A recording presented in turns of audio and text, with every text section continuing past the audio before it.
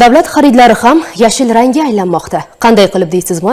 Toshkentda bo'lib o'tgan xalqaro anjuman aynan ana shu masalalarni muhokama qilishga bag'ishlandi. Tasavvur qiling, endilikda davlat idoralari qog'oz yoki texnika sotib olayotganda nafaqat uning narxiga, balki tabiatga zarar yetkazmasligiga ham e'tibor qaratadi. Bu shunchaki orzu emas, balki bugungi kunning talabi bo'lib bormoqda. Qolgan ma'lumotlarni hamkasbim Gulruhoy Husanova navbatdagi lavha davomida tushuntiradi. Iqtisodiyot va Moliya vazirligi huzuridagi o'quv markazida tashkil etilgan ushbu tadbirda vazirlik mulozimlari, xalqaro ekspertlar va olimlar bir stol atrofida jam bo'lishdi. Har bir tashkilotning o'z missiyasi, o'z vazifasi va oldiga qo'ygan maqsadi bor. Faqat bitta ish qolgan. Mana shu qarashlarni bir nuqtada jamlash. Bugungi kunda davlat xaridlarida raqobat muhitini ta'minlash, barcha davlat xaridlarini raqobatli usulda amalga oshirish tarafdori, shuningdek qonunchilikda belgilangan tartiblarni davlat xaridlarida amalga oshirishda belgilangan tartib-taomillarning buzilish holatlari bugungi kunda juda ko'p uchramoqda. Buyurtmachi va ishtirokchilar tomonidan raqobat qo'mitasining o'z takliflari bor. Ya'ni bu takliflar shunlardan iboratki, bugungi kunda davlat xaridini raqamlashtirish, ya'ni sun'iy intellekt amaliyotini joriy qilish, bu orqali o'sha davlat xaridlarini shaffof, ochiq o'tishini ta'minlanadi.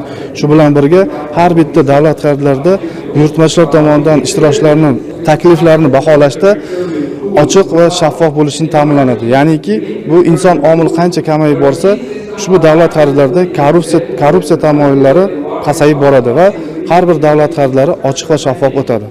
Savol: yashil xarid o'zi nima va u bizga nima beradi? Sodda qilib aytganda, bu davlat ehtiyojlari uchun mahsulot tanlashda uning ekologik tozaligi va energiya tejamkorligiga ustuvorlik berishdir. Misol uchun, oddiy chiroqlar o'rniga uzoq muddat xizmat qiladigan va elektrni tejaydigan LED chiroqlarni tanlash yoki qayta ishlangan xom ashyodan tayyorlangan qog'ozlarni sotib olish. Bu tabiatni asrash bilan birga uzoq istiqbolda byudjet mablag'larini ham tejaydi. Savol tug'iladi: davlat xaridlarini qanday shaffof holda amalga oshirish mumkin?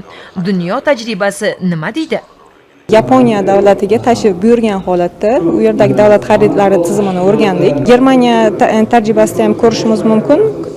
Korrupsiyani kamaytirishda ko'p ko'z prinsipi va Yaponiya tajribasida ko'rishimiz mumkin. Xarid jarayonlari turli tarkibiy bo'linmalar orqali nazorat qilinadi.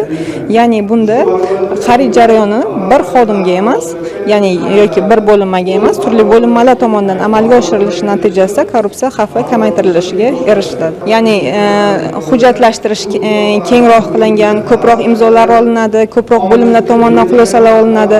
Yaponiyada esa ma'lum bir xarid jarayoni buxgalteriya bo'limi, buxgalteriyadan xarid bo'limi, ichki nazorat bo'linmalari tomonidan nazorat qilinib, bir bo'linmaga yoki bir xodimga aloqadorligi cheklangan holatda korrupsiya xavflari bartaraf etilishiga erishilgan.